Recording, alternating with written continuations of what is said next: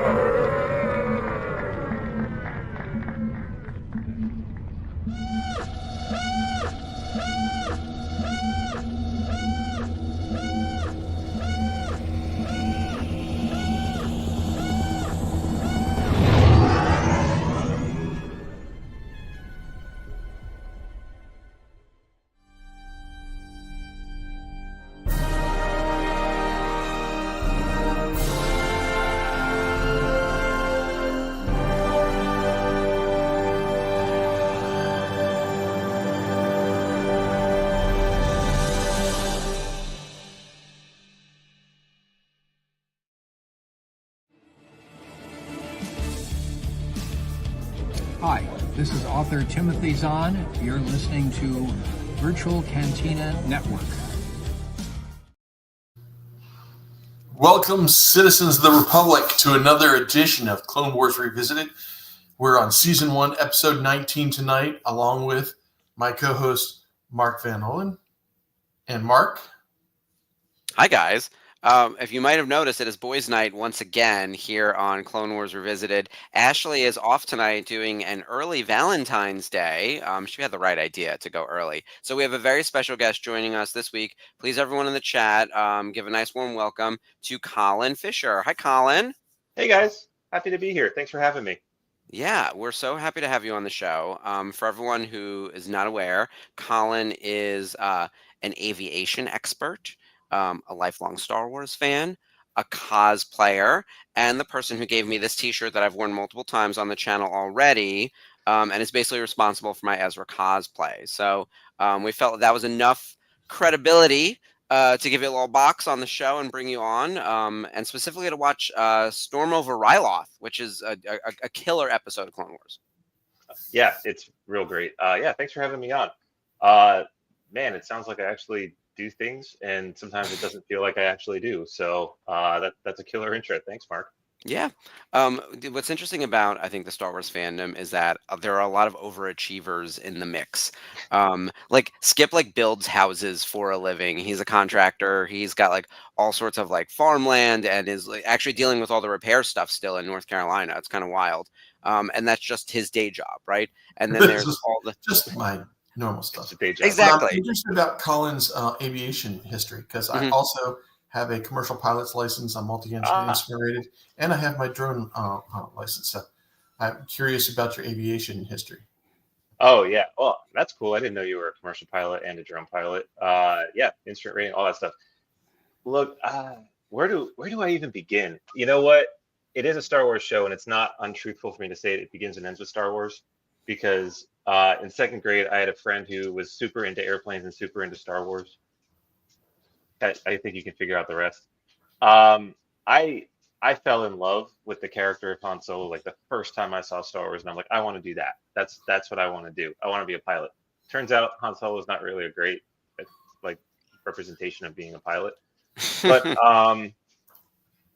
when I was old enough, I finally convinced my parents to let me take flying lessons. Got through that through college, and then I thought I could take some shortcuts, so I ended up working for a drone company with a private pilot's license, thinking I could get paid to fly airplanes. Didn't work out that way. I had to actually go do the thing, get the instrument rating, get the commercial rating, multi-engine rating, all of that stuff.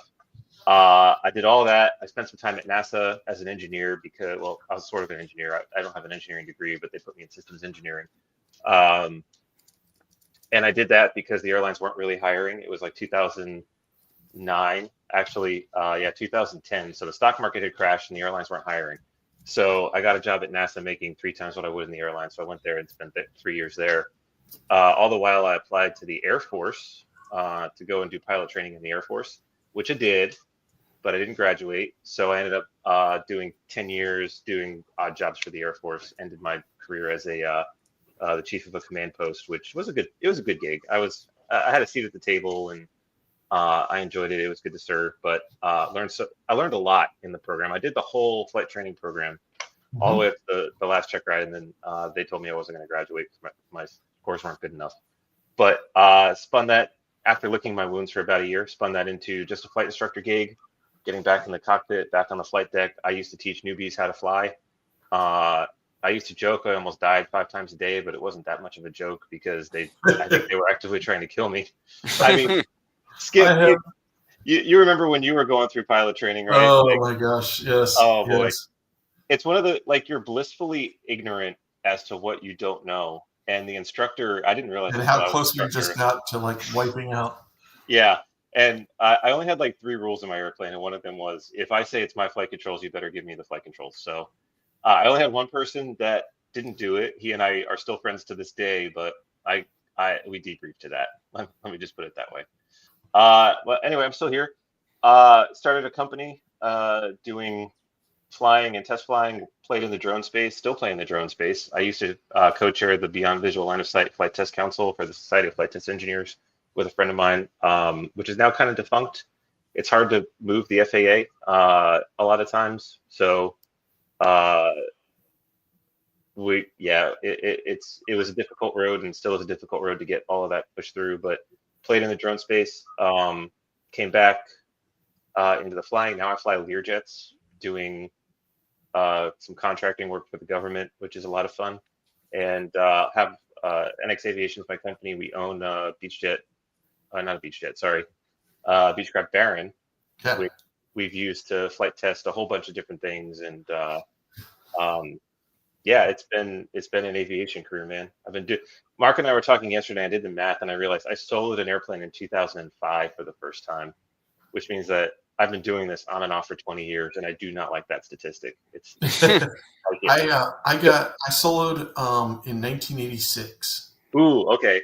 Yeah, so I went off to college to be I kept on saying I want to be a pilot. I want to be a pilot as I was growing up, and got closer to graduating from high school and realized I didn't much like being told what to do. So I didn't think the military was going to be the way for me to go. And so I realized that actually, they were starting to develop civilian pilots into airline pilots instead of military pilots. And so I went off and I got my private pilot's license, instrument rating, commercial license, multi-engine rating, and came out of school in Eastern Pan Am. What else? Some else had gone. All had gone Chapter 11. So there was more pilots on the street than you know what to do with. And I started going, what do I want to do with my life? And so I got into real estate and construction, and I've been doing that for 30 years. Nice. But the closest thing I get to, as much as I would love to go fly some more, closest thing I get to it is flying my little Mavic 3, doing taking pictures of my houses under construction and stuff like that. I was going to say, you can do stuff in construction with some drones these days. I've done some of it.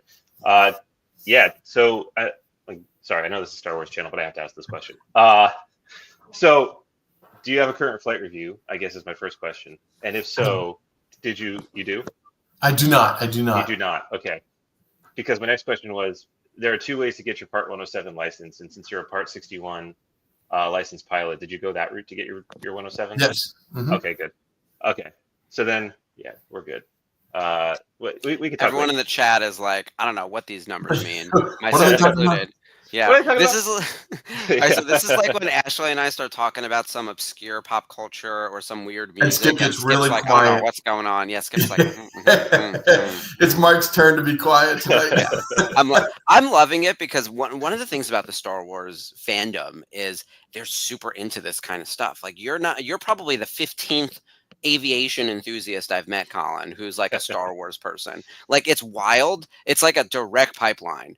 It's kind of crazy. Star Wars really found something in like us kids, and they were like, "Oh no, you need to take to the stars, literally." Literally. Go fly that ship. Well,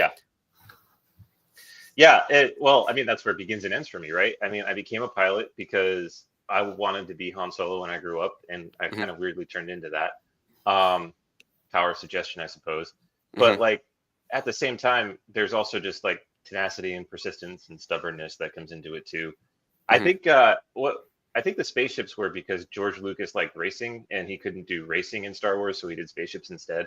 But I'll also tell you, like, so in Air Force flight school when I was going through that, It was 2015, and so the Force Awakens trailer had dropped, like as we were finding out our assignments, and as I found out I was not going to graduate, but that's neither here nor there. But for our what's called Don't dwell selection, on that. yeah, no. Oh, I've done so many cool things. I have friends from flight school that actually winged, and they're like, "Man, I want to do that." I'm like, "Yeah, well, you don't get to because I got to. You got to do other cool things."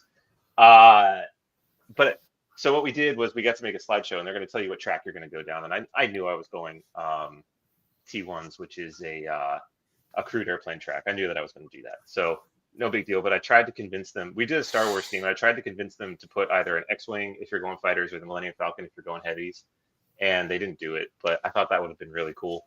But we did do a Star Wars theme for our track selection night because all of us were Star Wars fans. Like, of my class, I would say half of them got into flying because they love Star Wars, and they all wanted to be Luke Skywalker running down the Death Star. And that's why I was like, no, that's cool. I'll go heavy track because I've always wanted to be Han Solo. Han Solo. Yeah. And I legitimately want to be Hera. Like, she is. Well, Hera, I've said this elsewhere, but Hera is the best representation of a pilot in Star Wars, hands down. She just is, and it's because she's always thinking ahead of the situation. She always knows what she's going to do. She's being proactive, not reactive. She doesn't use her skills to get herself out of something. She uses her skills to keep herself out of it, and only uses her skills when things went to, where it wasn't supposed to go. So she is, the hell in handbasket. So she is the perfect epitome of what a pilot actually should be, where Han Solo just isn't. And look, I am a Han Solo fanboy to the T, right?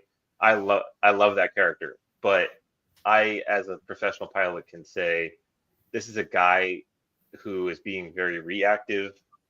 He relies on his talent more than his skill, and Hera is the exact opposite. I don't think she's as talented as Han Solo, but she's more skilled because she's gone through the training, she's put in the work, and she knows what it looks like. Han's like, I could fly planes, or in space, I could fly spaceships, and he just does it. And it's a completely different way of doing things. And I used to think that's what it was, but 20 years later, still don't like that number.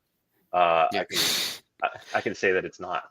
Did we feel like old men on the phone last night, being like, back in my day when we were like, there were definitely moments. I always come on and say I'm the old man. I was in the movie theater in 1977 watching. I can tell you which theater. It was the Charles Street Theater in Baltimore, Maryland, which no longer exists. And watching it, that summer that it came out. And so I always refer to myself as the old guy. As the old guy. I'm comfortable being the old guy now. No, but here's the thing. We all are. All of our ages start with at least a 4. So it's the kind of thing where I'm still 3. Yeah, technically you're hanging on by a thread. Thread. It's close. Yeah. Yeah. 5. Yeah. Right. So the teens, the tweens, the 20-somethings are not even on YouTube. They're like on whatever the next channel is that we don't even know yet. There's going to be an age restriction where it goes in the other direction. I did want to address a couple comments in the chat. So one, Dave hit nail on the head with Hera being the right pilot for sure. And then we are getting some requests. Scooby wants us to fly wants you guys to fly us to Japan. This might be our answer at this point because, girl, these flights are expensive. We're going to talk about Celebration in a little bit. There's a lot going on here. And Sherry did not realize that Skip, you had a pilot's license. And come to think of it, I know you said it to me like once in passing, but like this wasn't something that I think about. Like I don't think of you as pilot Skip. I think of you as builder Skip. Yeah, that's much more time doing builder Skip than pilot Skip. It was but I was all into it. I was came out of school and was just like, okay, how am I going to pay my bills? And I was selling real estate, making twice as much as a CFI in a very short period of time. And you're highly successful at it and still doing it. Yeah, I enjoy what I'm doing. I tell people if it's not for the money and the people, it'd be a great job. But yeah, I love building homes. It's an enjoyable process. And as Mark said, I'm in the middle of putting a shit ton of houses back together from Helene here in North Carolina. But yeah, I got good at this, so I'm thrilled to death.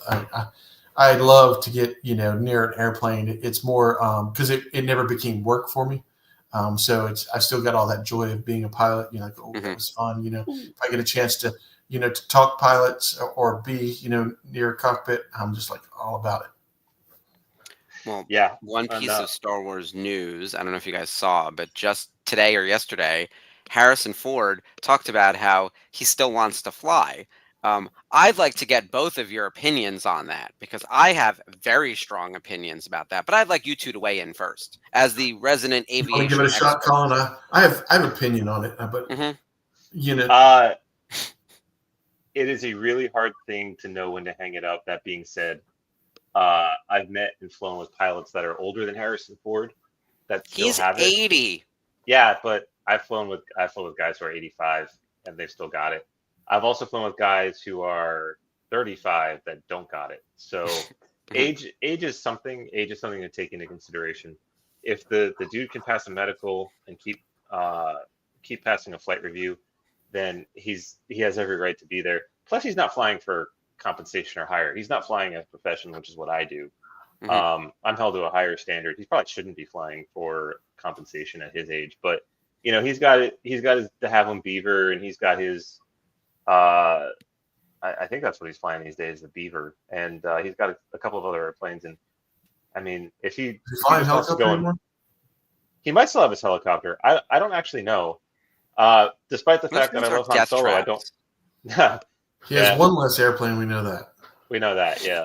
Yeah, because sitting on a golf course somewhere. Can I tell you about how his plane crash on the golf course personally affected me? Because there is a story. There always is.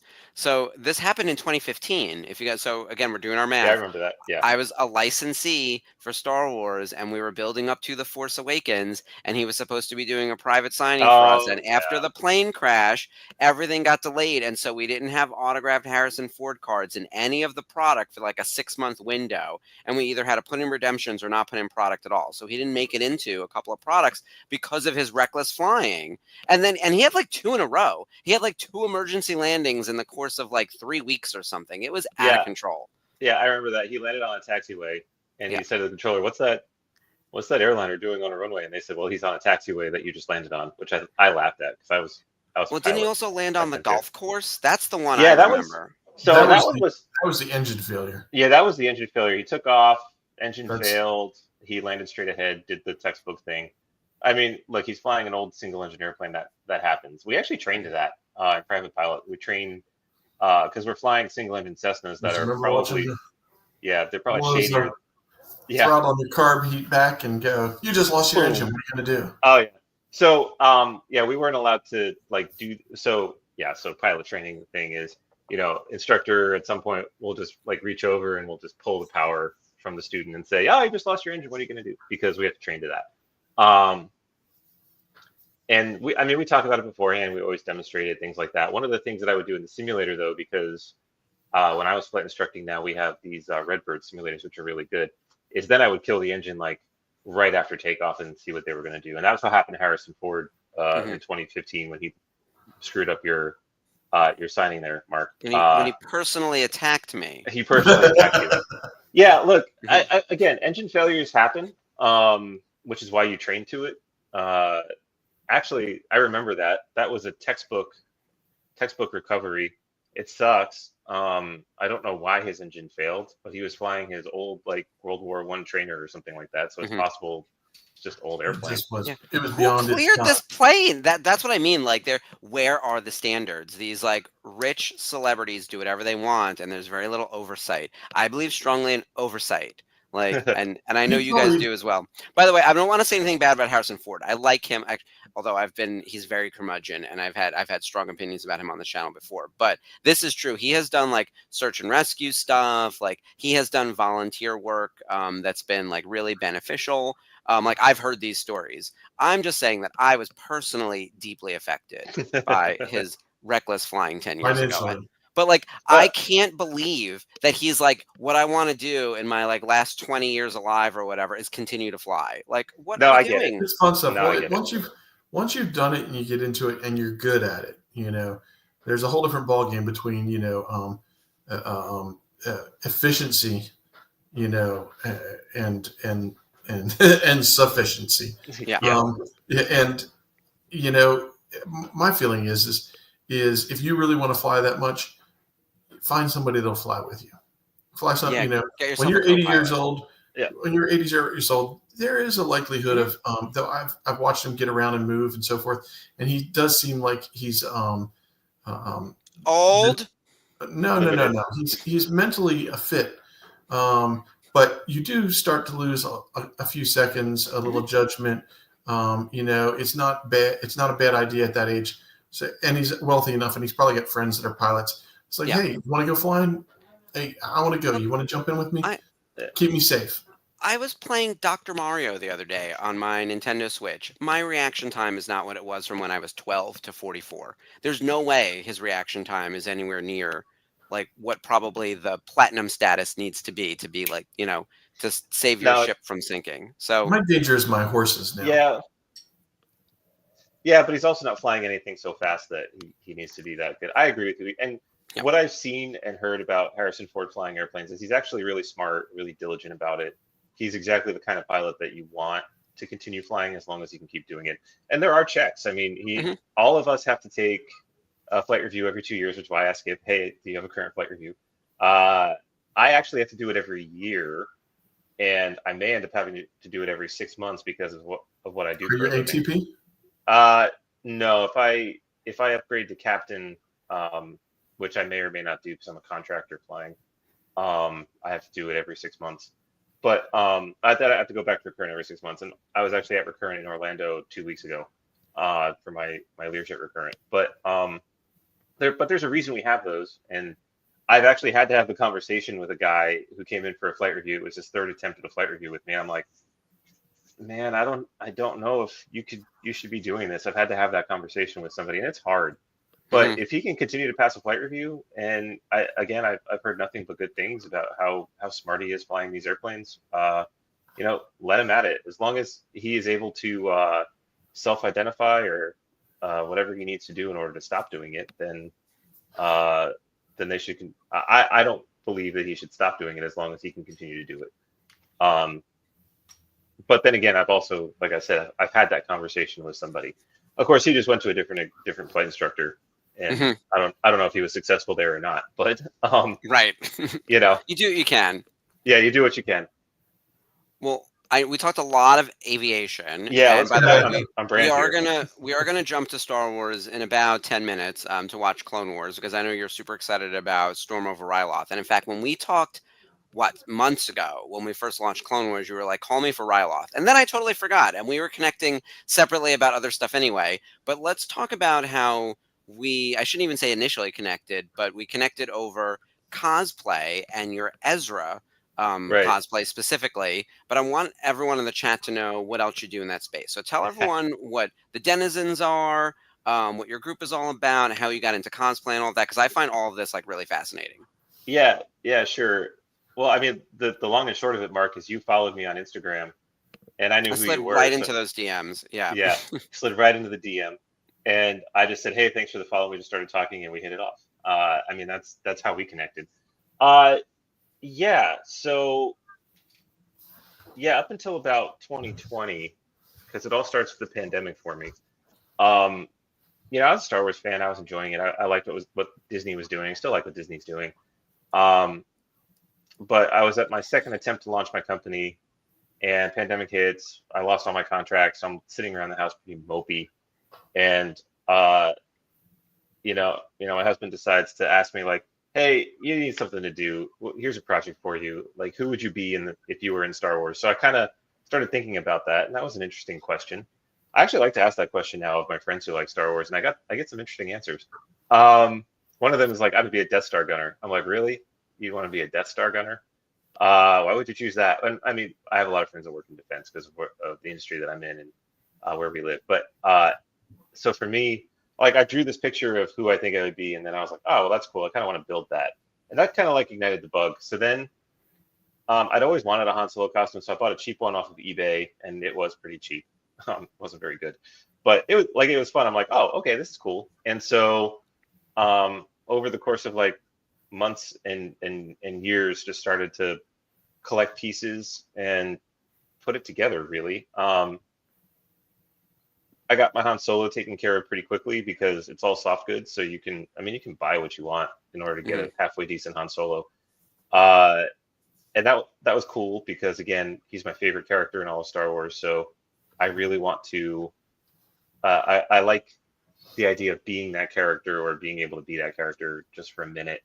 But Ezra, there was something about Ezra, and I'm not even really sure what it was, but I'm like, this guy just looks really cool, like really cool. And he's not my favorite Jedi. Kanan's my favorite Jedi, but I just like Ezra's look.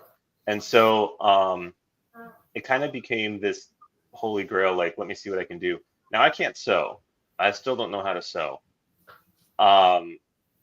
So I had to get somebody to actually make the jacket for me. But I ended up doing the armor for myself. And the armor that I have right now is like my fourth attempt at the armor. Fourth or fifth attempt at the armor. But it turned out really good. I bought most of it, you know. The only thing I actually made was the shoulder armor. And because I'm going gray, I'm debating like, should I wear a wig or something? I probably will not. What I really want to do is I want to get his Scout Trooper helmet and do that instead, because that way I can just get rid of this and then I can just disappear into the character.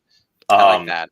Yeah. Yeah. Because now we're Ezra's dads now at this point. Like, yeah, we're not qualified to be Ezra any longer. No. Yeah. So yeah, but I mean that's the fun part is like it shouldn't matter. I talked to another Ezra who's really good, and I expressed the same concern. He's like, who cares? It's supposed to be play. It's fine. Yeah, but, exactly. Yeah, I mean, one of the things that's really cool though is, you know, it's a hobby that allows you to pick up a lot of different skills, and it never really stops. Like I said, I can't sew. That doesn't mean I won't learn how to sew. It's just today I don't know how to sew. I had to pick up leather working, which I can only really do rivets and snaps, but I had to do some of that in order to make the original character work. And how I do want to talk about your OC as well. Yeah.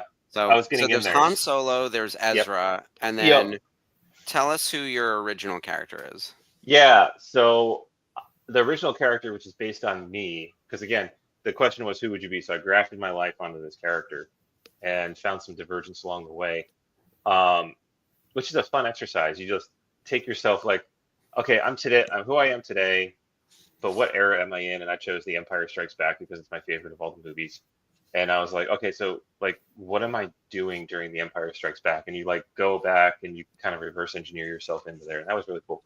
So I named him Ajax Rick because it's an anagram of James Kirk. And I thought that would be hilarious. Oh, I didn't pick up on that. Yeah. You didn't tell me that before. I knew there's a lot of Trekkers in the chat, including Dave O'Neill.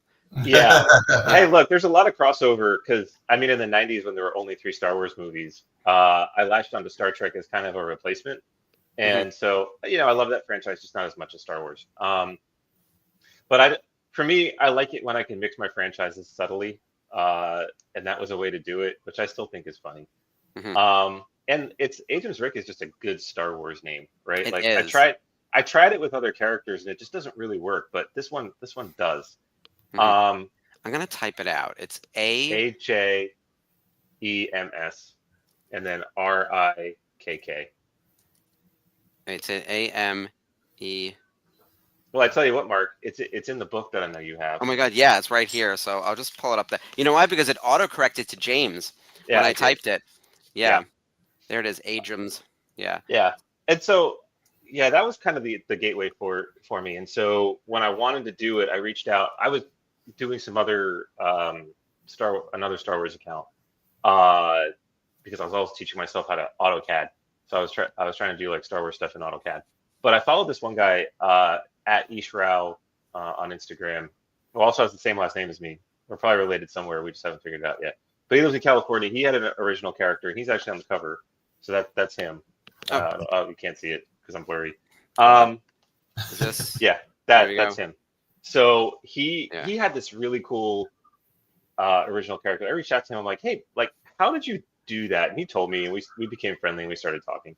And so this was like 2022. So this is 2023.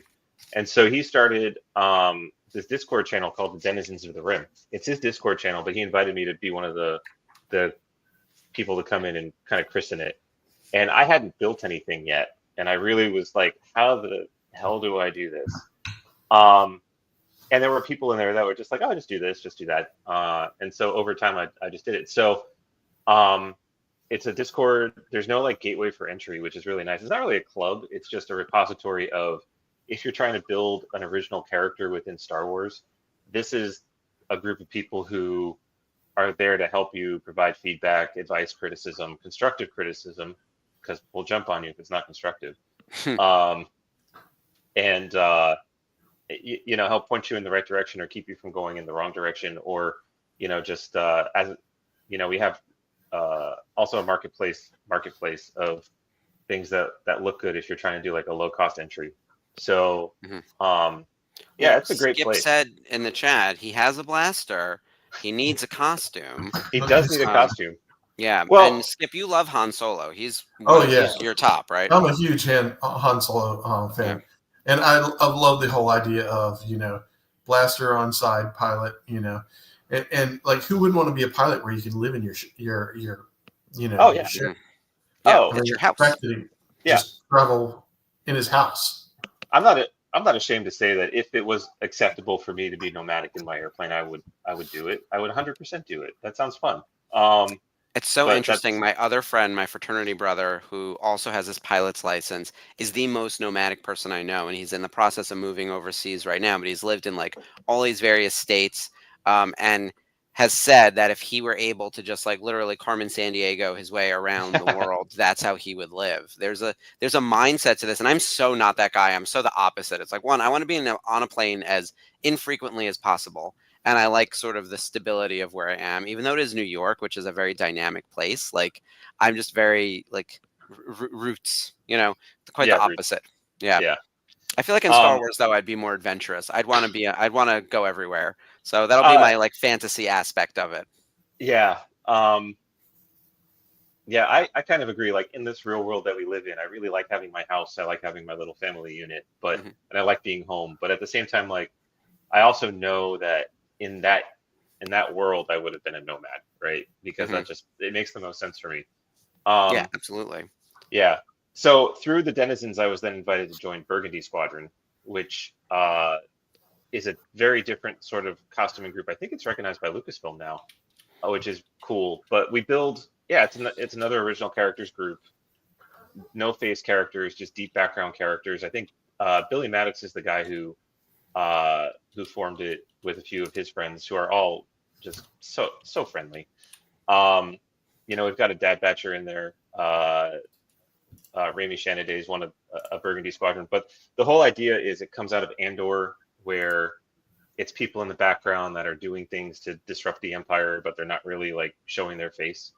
And Billy is all about the story, not just the costume. So you can show up with a costume that looks great, but you need a good story to go along with it, and vice versa. So he liked the story that I had written. He invited me. I said yes. So I became Burgundy 26.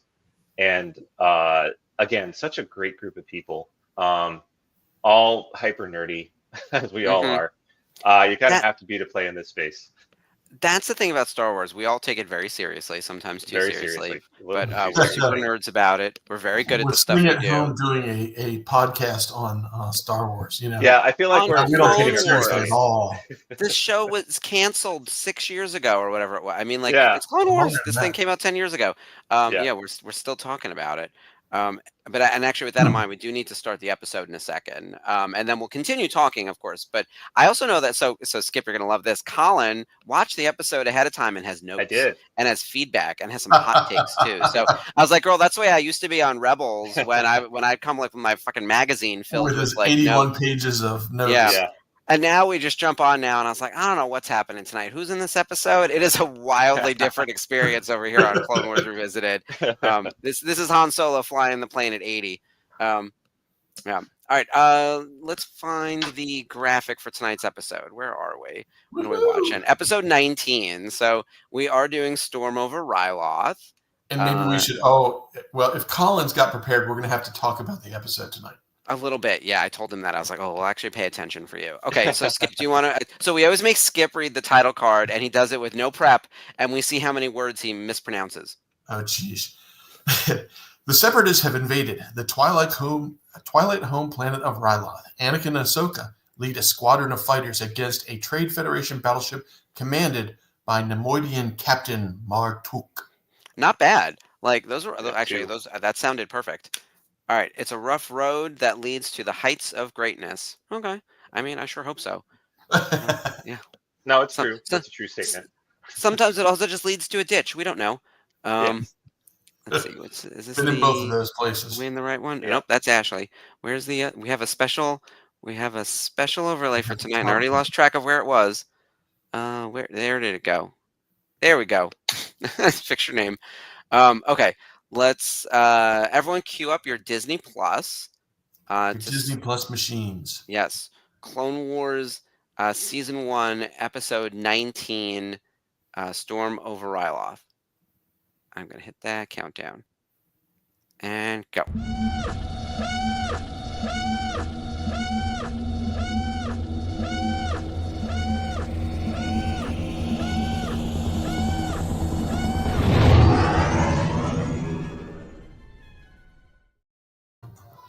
Oh, and make sure you turn your volume down. Oh, yeah. So you'll have to put on your Well, subtitles. you two have headphones on, so it goes right to it. But I don't have headphones on, so I was obviously watching TV earlier because the sound is on. Yep. And I just put on my subtitles, and I've seen the episodes enough times, but this is a really good series. We have 3 episodes on Ryloth, and it feels like in some ways it should be the season finale, but there is yet another episode that the season finale, the capture in the Senate with Cad Bane, which is a banger of an episode. So the season 1 of Clone Wars has been very up and down. These episodes are excellent. The finale episode is great. It ends on a high note after a lot of weird shit in the first season. Yeah. We are watching the episode, right? Yes, we are watching it. Yeah, we can't put it on the talking over screen. Yeah. So I got it right over there. We will try to pay attention specifically for you, Colin.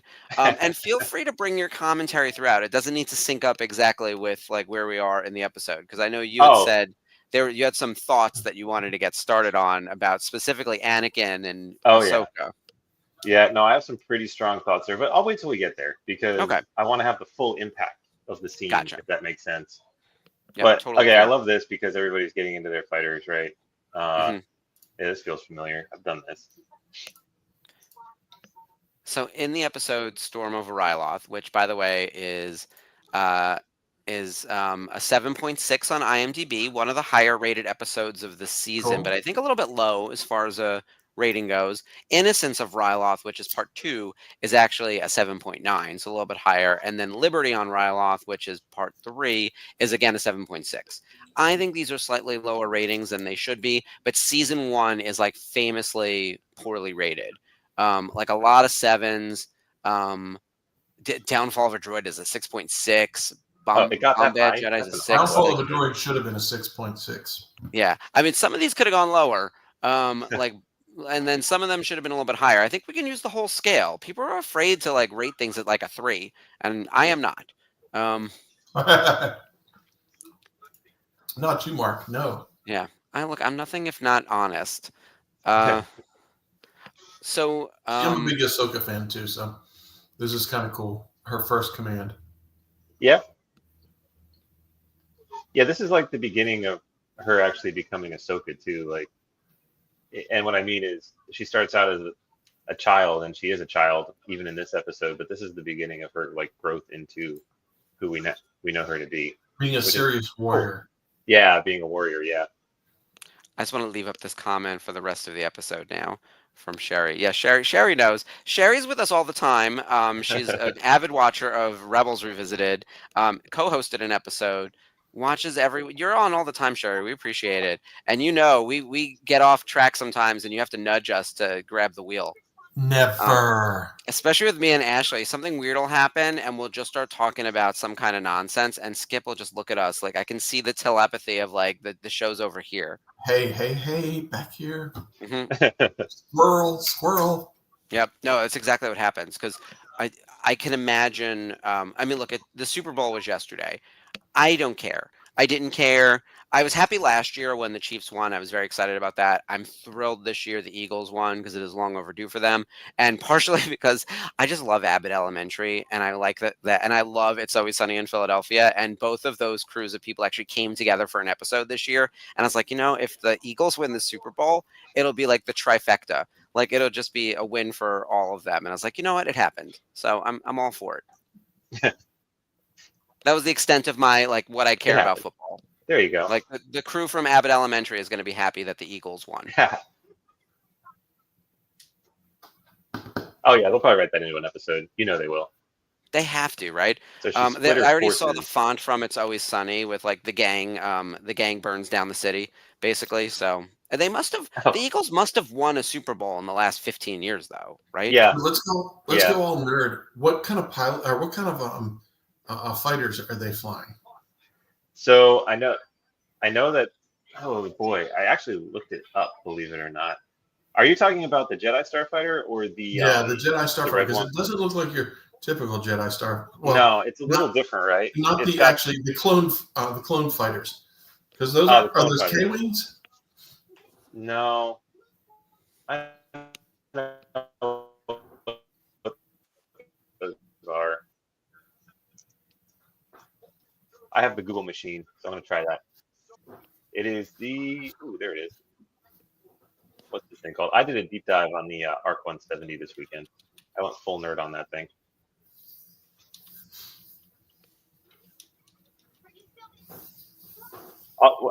So One Piece is everybody does it, but you're not talking this much on the radio. Mm-hmm. The fighters are the V-1912, according to Clone Wars Wiki. The Wikipedia is my go-to for everything. Whenever we were getting ready for an episode of Rebels or something, we would always look at the big description, and now, like we said, we just show up for the show. Well, we had this kind of pact to start off with, Colin, that we were just going to watch the shows live, not rewatch them. Mm-hmm. But then I got bored and got ahead. Yeah. So I'm in season about mid to 3/4 of the way through season 2. And I think once you get far enough away that as long as you haven't watched the episode within a few days of the viewing, it's not going to be immediately fresh. I'll watch an episode 6 or 7 times, and on the 8th rewatch, I'll be like, oh, I missed that, or I didn't catch that, or oh, that's relevant for this discussion. As long as it's not just immediately top of mind. We're trying to quote go in cold, and get a real reactions to things. Right now, this is shocking. The good guys are going down hard. They're getting their tails, Yeah. waxed. Oh yeah, and Ahsoka's trying to get back as quickly as she can, right? So good on her. They told her to turn around, and she did. Yeah. Which is so unusual. She was supposed to do. Yeah, she's not. She may not have done that, but she did it. She is after all Anakin's Padawan. She's not inclined to do what they tell her to. Yeah, well, look at Sherry's quote over here. Did you train her to not follow orders? There's another pull quote where Anakin says something to Ahsoka what did I teach you about breaking the rules of the order? And how? Ahsoka says back, how? You taught me how. It's very that, which is last week when we were talking about Obi-Wan Kenobi. No, it wasn't last week. It was on Daughters of the Galaxy. We were talking about Obi-Wan as a mentor and having to deal with Anakin and Ahsoka under him, and that's how he actually aged, which is it all hit at once. Once he hit Tatooine and got away from them, the age just exploded onto him. I love that theory. What a lineage! Someone was like, Yoda's lineage is fucking cursed. From Yoda straight down, all the way to turns bad. Qui-Gon gets stabbed in the gut and dies. Yeah, killed by a Sith. Anakin becomes a Sith. Luke is a hot mess. Ahsoka's a hot mess. It's one after another. And in theory, you could say it sort of flows to Kylo, at least through blood with Luke. Oof.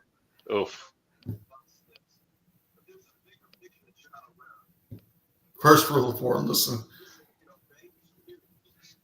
And she did. She obeyed the supervisors. Yeah. I mean, she didn't, yeah. I guess she didn't come back. I missed that part. Sorry. Yeah. She's not getting court-martialed. She's not court-martialable. She is because she's a commander. Well, no, I mean, she didn't do something in this situation that would warrant that, right? Yeah, there's no reason. Yeah, I mean, Anakin giving Ahsoka dressing down in this scene actually makes sense because it's that, hey, if you had gotten back faster, maybe we could have gotten out of there faster and we wouldn't have lost a ship. So think about that.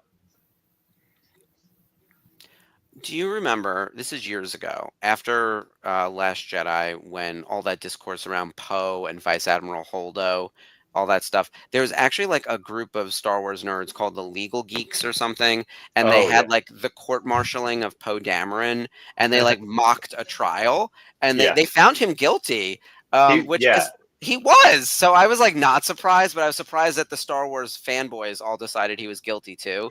The case was very well tried, apparently, but it's all on Zoom or YouTube, I guess. But yeah, that was a whole thing.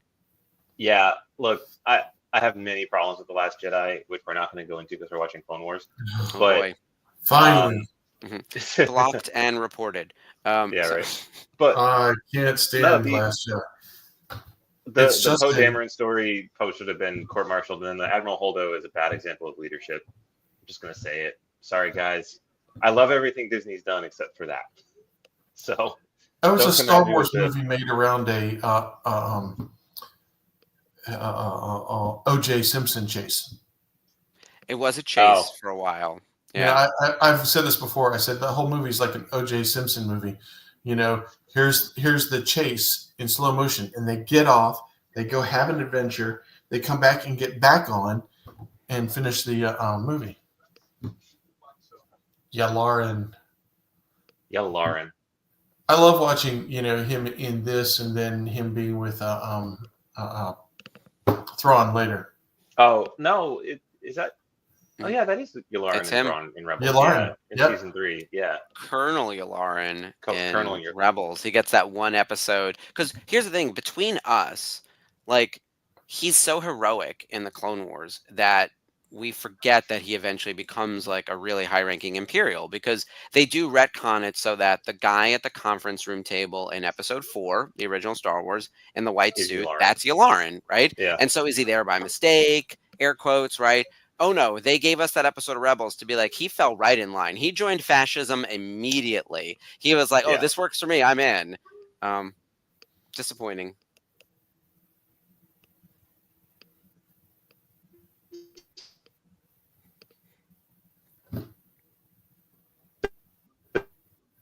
This. Yeah, I think I lost you guys for a second. Yeah, Oh yeah, you like a blipped little out for bit a of second. a play. Yeah, so I have a lot of. You guys got me? Yep. Yeah, you're good. Okay. You're good. Yeah, sorry, you guys dropped off my screen there for a second. Yeah, so like, I have problems with Anakin in this scene and the next scene with he and Ahsoka, because she's basically like having a breakdown, and he's just like, brush it off, let's do stuff, and I'm like, dude, she's 14, Mm-hmm. like, she's just lost people. That's not how you deal with it. So, it comes back to me like, as a leader of people, you need to listen to your people, and when they're having an issue, you need to address that issue. And like they're go back to your quarters and cool off. No, hey, we need to talk about this, because 1, you're 14, 2, like, let's help you work through this so we can build you back up and make you better. Come on, Anakin, you should know that. And this is war. Like, this isn't Oh, some yeah. training. Like if you were a jerk during training, where the stakes are super low, it's a different situation. She's literally a child, as you mentioned, and it's Yeah. really unfair that she's involved in the Clone Wars at all. But here we are. And then Anakin, this is his first Padawan, and he's actually not really a Jedi Master, right? They've given him the responsibility without the promotion. Everything is unfair in this circumstance. Now, Obi-Wan was a Jedi Knight and took on Anakin before he became a Jedi Master.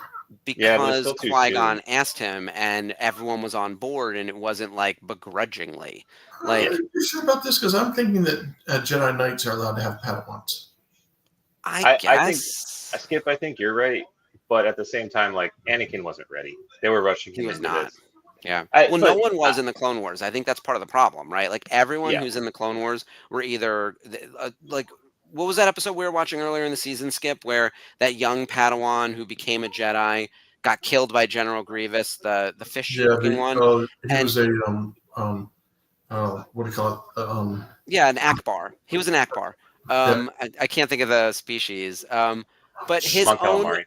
yes, he was a Calamari. calamari.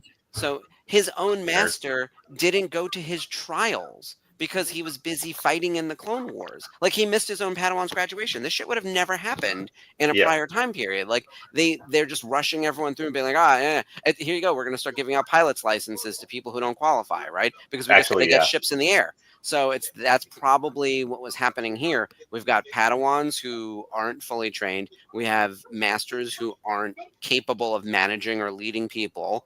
And everyone is figuring out as they're going because like the enemy is also constantly changing. I feel like every time we open a new adventure from the Clone Wars, there's some new weapon, there's a new villain, there's some new scheme. We had a biological weapon a couple episodes ago.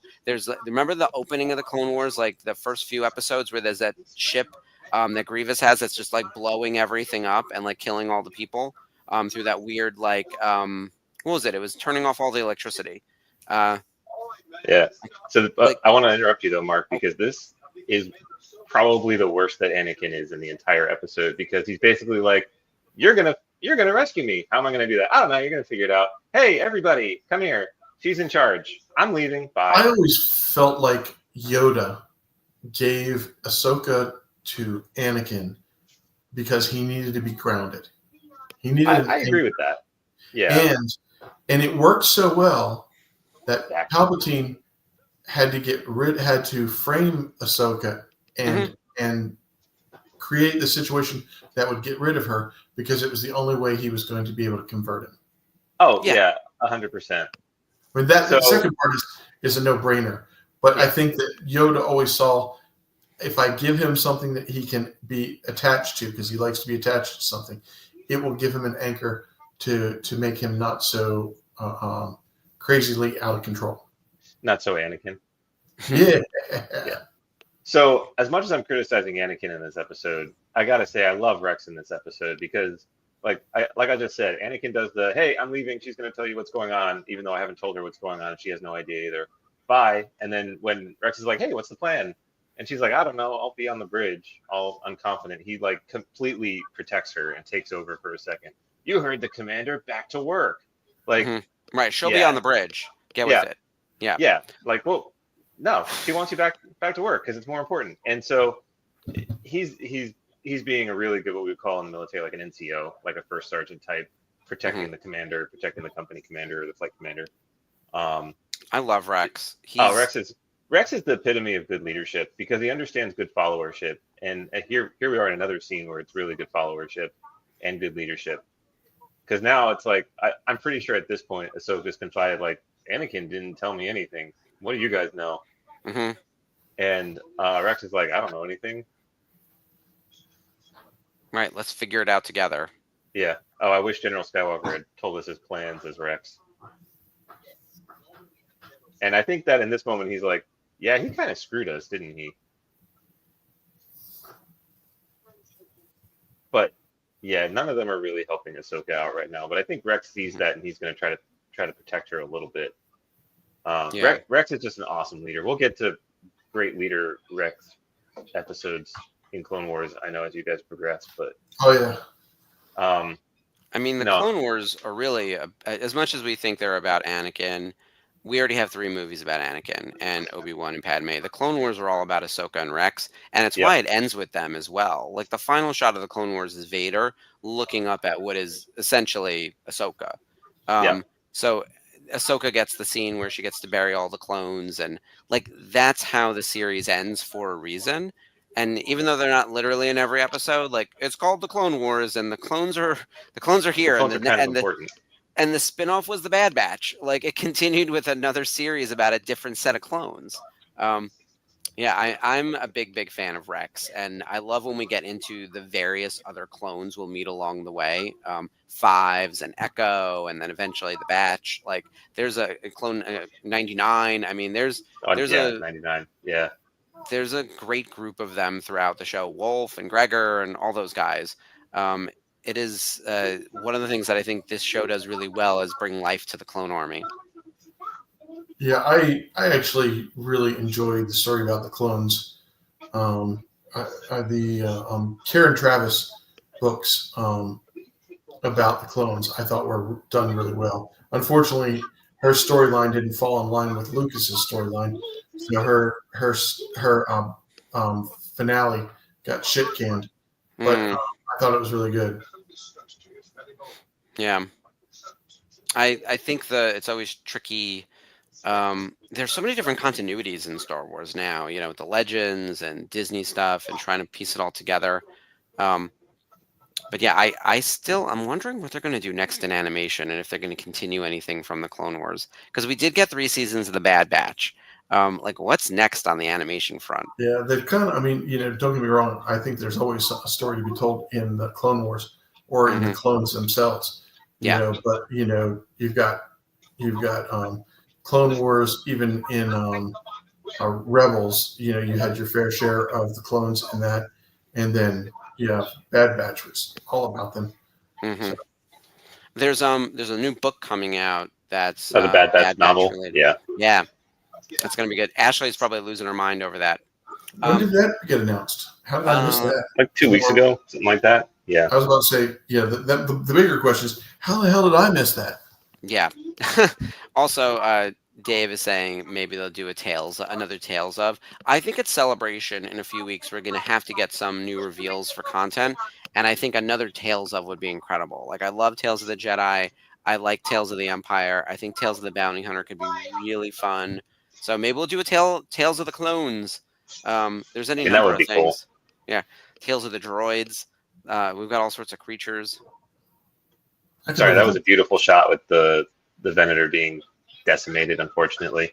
Yeah, that was cool. I want going back to the previous scene though, where Ahsoka's like, "No, we need to do this now." That was to me the first Ahsoka moment of Ahsoka being Ahsoka, or the Ahsoka that we know and love, because she's like realizing that they're under the gun. Like, we have a Mhm. plan. Yeah, it's risky, but we should do this. And then the Yularen saves her, which is good. I mean, she needed the backup, but Yeah.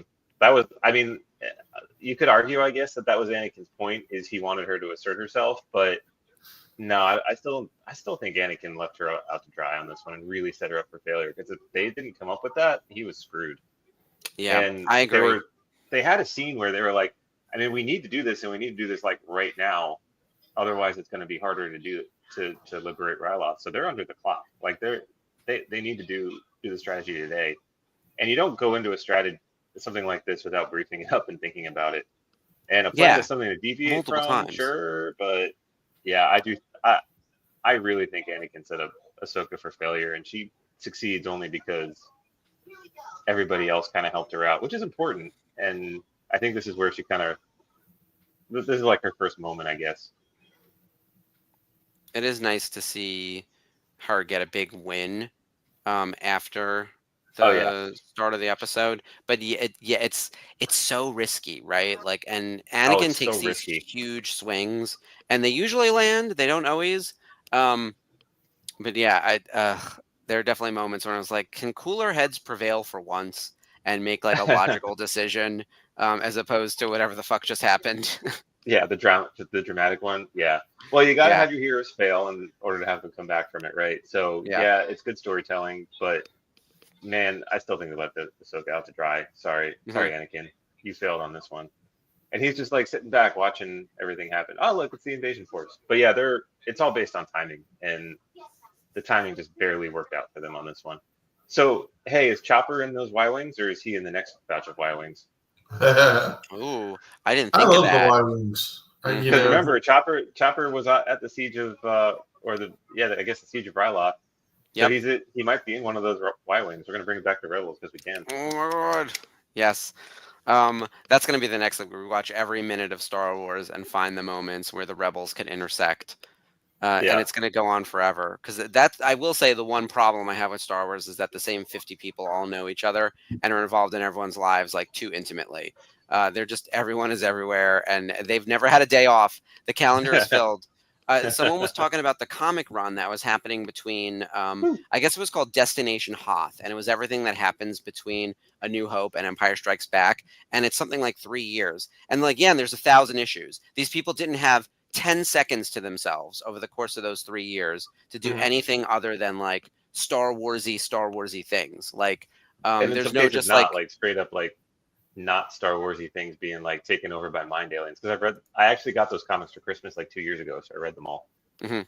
And I was Yeah. like, that's a lot for 3 years. Exactly. This is the kind Yeah. of thing. Same thing with the Clone Wars. This is 2 years, which is why not every character is in every episode. Like we have Right. to focus on some of these other Jedi. We have to focus on some of the villains. We have to go to different planets and different locations. You just have to keep slicing that same 2 year period. But ultimately, like how much can one character change over the course of that time if we have such a limited amount of time to deal with?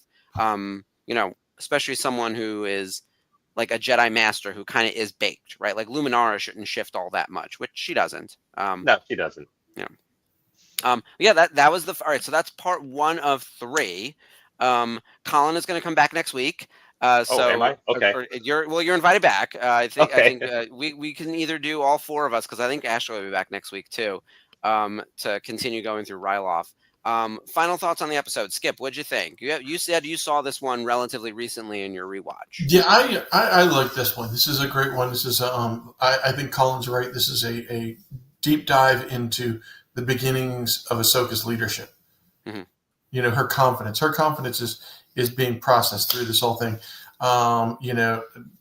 Good for season 1. This is one of the better episodes, Without a doubt. Yeah. And Colin, you had a couple I would say I don't even think they're hot takes. I think like No. Anakin being a bad leader in Yeah. season 1 is like not unexpected. Yeah. Well, I think in the original trilogy, we were meant to believe that like Anakin could do no wrong. And even in like the prequels, we were expected to believe like Anakin right out of the gate, wonderful military leader, great pilot, perfect in every way, shape, and form, right? And he's just in this episode, I just look at him and I'm just screaming at him like, dude, you need to stop what you're doing right now. Go take a basic leadership class. But yeah, he needs to develop. I get it. Like you can make that argument that Ahsoka and Anakin need to like start to grow with each other.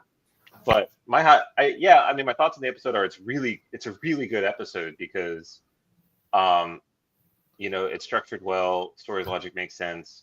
It's the beginning of Ahsoka's arc into what we know and love. And it was done deliberately. It was done deliberately. The visuals are stunning. The military strategy is okay. But it also, as much as we're talking about Anakin and Ahsoka, it's also Rex and Ahsoka's relationship really starting to become the partnership that we know and love too, right? Mhm. Because I go back to those 2 key moments of, what's the plan, Commander? I don't know. Okay, you heard her. Back to work, and that Right. that protection. And then when I can see it in Rex's face, or maybe I'm just projecting, but I can see that when he realizes that Skywalker left and didn't tell anybody, he was like, "Oh, okay, well, I know she's in charge, but we're gonna have to help her through this." And so I think he kind of takes up that mantle a little bit and becomes a little bit of her advocate in the briefing room, Yeah. Until Yularen shows up. But great episode, top tier episode. I love the entire Ryloth arc, so yeah, I'm here for it. We gotta look for Chopper though. We could definitely make that a side quest for next week. Before we close out the show, we only have a few minutes left. I did want to show everyone. This is the Ezra cosplay that Colin helped me pull together. He made the armor, and I think you said the jacket was made for you. Yeah, I got it off of some website, and the armor I also got off of a website. But yeah, and there's wrist bracers and there we go, the wrist bracers, and I had my own like the staple gun lightsaber, which is my favorite. And then I wanted to show everyone your picture from your OC character. So this is tell us again your character name. Oh yeah, Agents Rick. Agems, yes, which autocorrected to James, so I should have known the anagram of James T. Kirk. So very cool. So it has a Han Solo inspiration behind it for sure. I tried to combine Ezra, Han Solo, and Dash Rendar, who's my favorite deep cut character, when I did it. So I don't know. I think I pulled it off. But that picture, I love that picture. It looks so good. That's a great one. I am going to show everyone you as Ezra too. So so we'll have to do a who wore it better. There's the gray hair. Colin as Ezra's dad. So yeah, with the gray hair. I know. I mean, look, mine's evaporating. Yours is gray and thick. Mine is falling out. So it is partially stress from work, partially just life, right? But yeah, I do need to finish my Ezra cosplay. Skip, are you going to dress up for celebration, or are you going to go like comfortable and casual? Like, what's your plan? Conwear. Conwear, yeah. Shirts and so forth. T-shirts. I guess you'll have the racer, I've got a lot right? of con shirts. I didn't get the somehow I managed to be too busy to get the racer for Japan. You're flying to Japan, but you're not getting the associated T-shirt. Basically. Come on now. All right, they it was my fault. It was my fault. They kept on telling me order, and I was hey Bridget, did you send that money to Joanna? And I was like, and I remember I was talking to Joanna. I think it was last Tuesday, and I said, Joanna, did I actually order a shirt? She goes, no.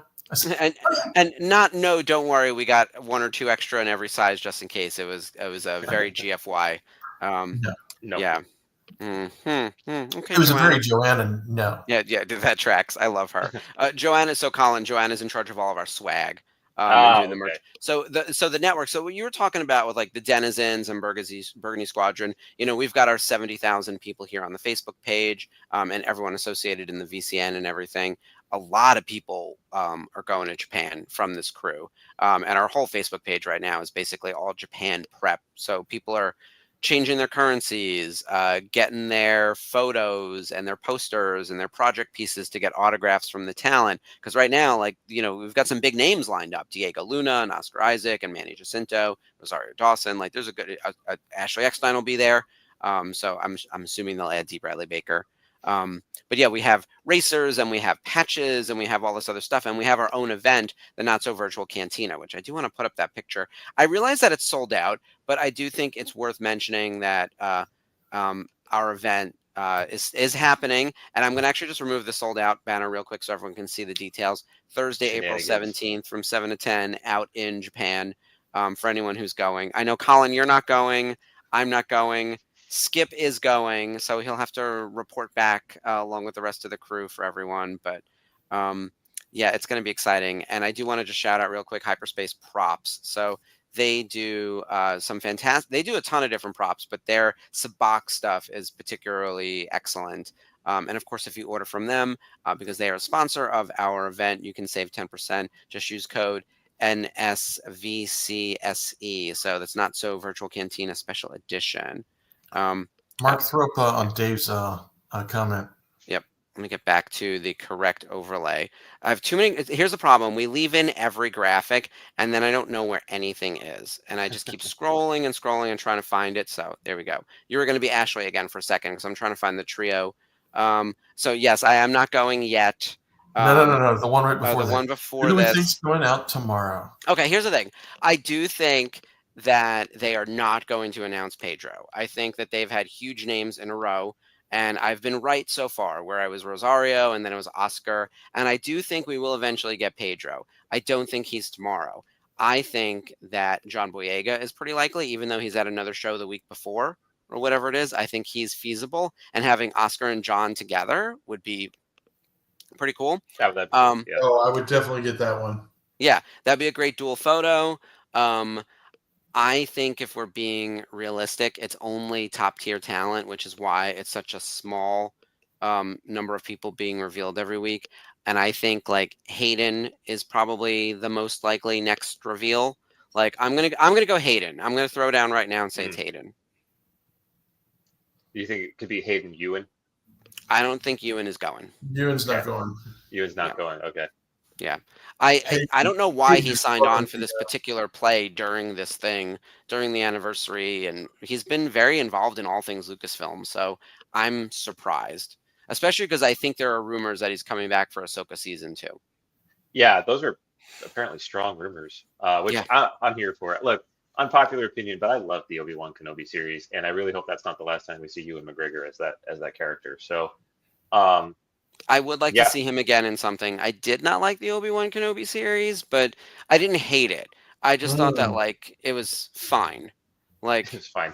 It was fine. It happened. He was saying that Hayden is supposed to be in Steel City the weekend before Celebration. He's on the circuit. I think that's a good thing. Well, here's the thing. Once you do one of them, it's like anything. It's the threshold is broken. Oh, this wasn't so bad. Unless you have a terrible experience and something god awful happens to you at a convention, like literally a terrorist event or some shit, or like you have a crazy fan, or you make no money. But none of these people are in threat of making no money. And I think security is really good at these events, right? Like, so I doubt that anything is going to be so terrible that it would prevent you from wanting to do another one. So once you get one of these guys to do it once, they're like, oh, that wasn't bad. I think what's jarring is a lot of these actors don't realize that like grown men our age will come to your table and they've been bottling up all of their emotions. Maybe not us, but like a generation older and guys maybe 10 years older don't know how to emote. And so they will just like spew all of this nonsense about why they love you and your character. And that's like the only time they've been emotional about something. Like that's jarring. And I remember when I was running Celebration 2017, I wasn't running that one, but I was talking about the actors and I was explaining like everyone at Tops was like a sports guy, right? And I was like, you don't understand, like grown-ass men are going to show up to this table and like cry in front of like some guy who was X-Wing pilot number 3 about like how important this man was in their life and their childhood while they get their poster signed. And they're like, what are you talking about? And I was like, watch for it to happen. And you're going to be like uncomfortable. And so will lots of other people, but that's the environment. Right. So yeah. So yeah. before we get out of here, don't forget to mention the new speaker series. Who do we get coming up this week?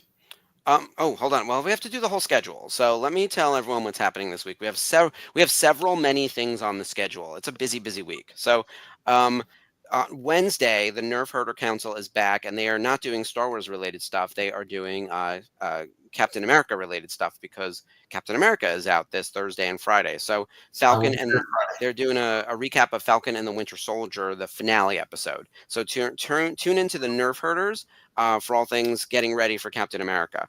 On Thursday, we've got the VCN watch along. We're doing Andor season 1, episode 4, and Chris Bartlett is joining us. So that's exciting. Very excited to have a guest on the watch along for Andor.